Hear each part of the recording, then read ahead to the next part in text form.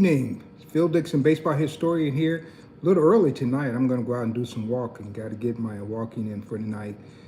Try to do about 10,000 steps a day. If I can, I try to do about 5,000. But it's a beautiful day in Kansas City, about 80, mid 80s. And so I'm going to go out and do that. So I wanted to come on early and to do this day in black baseball history, August the 21st, 2025 edition. And so thought I'd talk about some wonderful things. Hope everybody's had a wonderful day. And I'm going to jump right in here. We're about 38 seconds in. So let's jump right in here because I got some things I want to unpack tonight.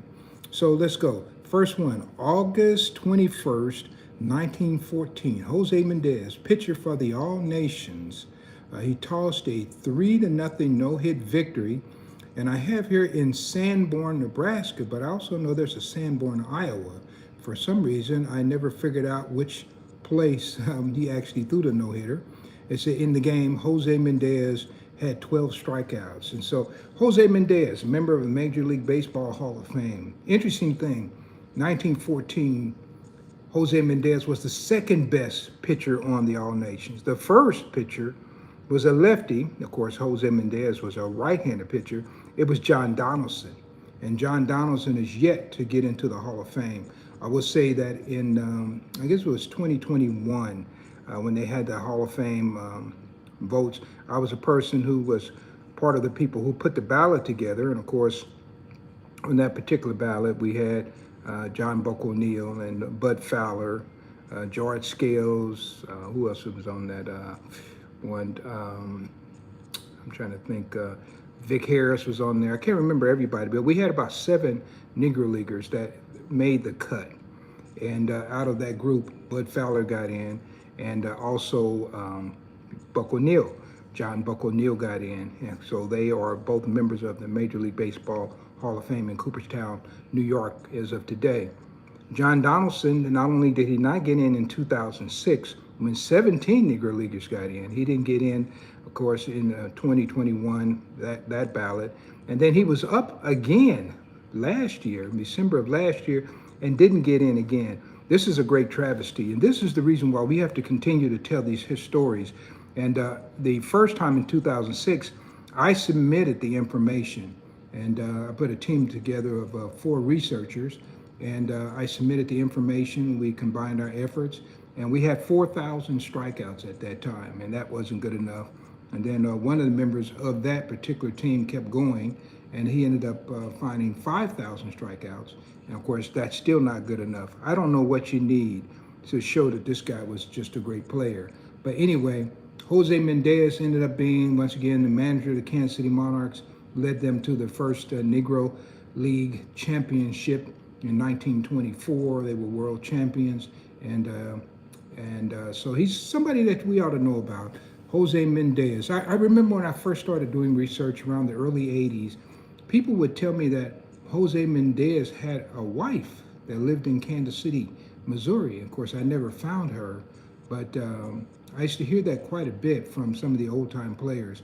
They just couldn't direct me to the person. And when I say old-time players, I'm talking about people who have played in the, like, from between 1910 and 1920. So, but they did lead me to some other people, like Dick Whitworth's wife. She was still alive. At that particular time, she was living in Kansas City, Kansas. And there are probably a few others, if I think deeply about it, that I could refer to. So, yeah, so that is it. So let's go to the next one. August 21st, 1931. We're jumping up to the 30s. So Newt Allen, that's Newton Henry Allen, had 6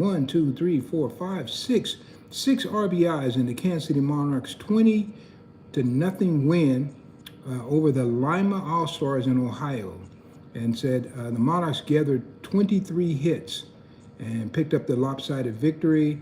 And in there, they hit 5 doubles, 2 triples, and a home run.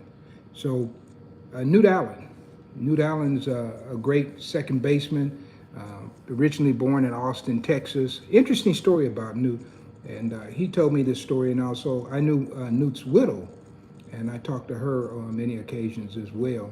And she told me about the story that The reason Newt ended up in Kansas City, he had an aunt that lived here. And he had a kind of a large family. They were living in Austin. And the aunt lost her son. He passed away. And so they sent Newt to come here and be raised by her. And that's how he ended up in Kansas City. And of course, the rest is baseball history, because he goes on to be one of the premier second basemen in the whole history of the Negro Baseball Leagues. Had the pleasure of interviewing him on many occasions. Newton Henry Allen. Yeah, great figure, great figure. Okay, we're gonna go, let's go to another one. How about August the 21st, 1935? A first inning triple play and 13 hits gave the Pittsburgh Crawfors a 5-2 win over Madison at Wisconsin Breeze Stevens Field. Cool Papa Bell's 3 hits included 2 doubles and a pair of stolen bases. Well, wow, lots that you can say about Cool Papa. I did a whole, if you go back, maybe maybe the first or second, actually first, second, and third live that I did was all about my interaction with James Cool Papa Bell. He was the one, and the story everybody has heard is that he was so fast he could turn off the lights and get into bed before the room got dark. But it was much more to this man than just that. And so I'm always happy to highlight that. Breeze Stevens Field is still there in Wisconsin. I've been there. It's more of like a soccer field. It's a horseshoe dome field in the first place, but now it's more of like a soccer field, and they give a lot of concerts there. It's right in the heart of Madison, Wisconsin. So if you ever go there, you can. There's a big sign that says Breeze Stevens Field. You can stand by that sign and take in a little bit of history. So here we go. Let's go to another one. And if somebody wants to know what I'm doing, this is This Day in Black Baseball History, with commentary by Phil Dixon. So hang in there. All right. And then let's go to we'll do maybe let's do one more. Bob Thurman. This is August the, let's see which one I want to go to. This is August the 24th, no, we won't do that one. Let's do this one. August the 21st, 1938. The North-South All-Stars played an 8-8 tie at Milwaukee's Borchard Field. When the game was called at 11 p.m. because of a curfew, first baseman Olin Jelly Taylor had homered in inning 1 and drove in 4 Southern runners during the game. Olin Jelly Taylor, another good name. I didn't know Jelly himself, but I knew his brother. He had a brother named Turk Taylor. And years ago, Turk had heard about me and heard about some of the things I was doing as far as work and getting his brother recognized. And so he was in Hot Springs, Arkansas. So before going back to his home, I can't remember where that was, but he decided to stop in Kansas City, Kansas. Now, he didn't know where I lived. He didn't know, he just knew I lived in Kansas City, Kansas.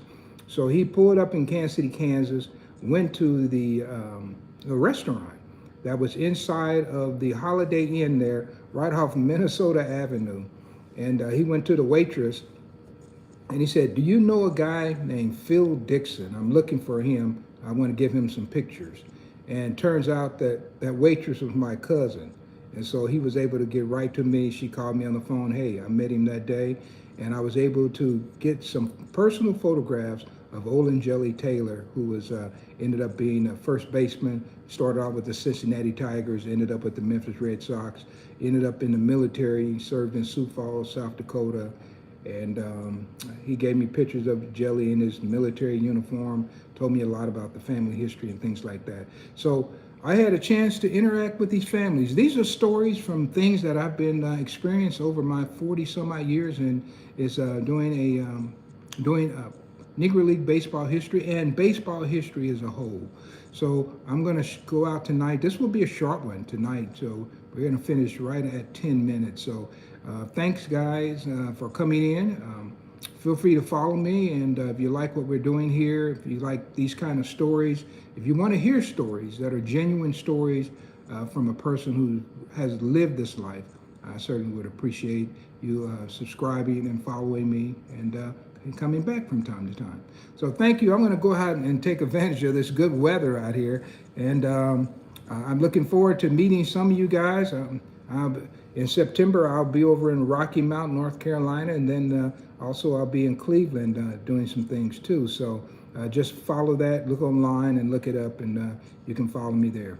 Thank you, guys. Have a nice evening. This is Phil Dixon, and this is This Day in Black Baseball History, August the 21st, 2025 edition.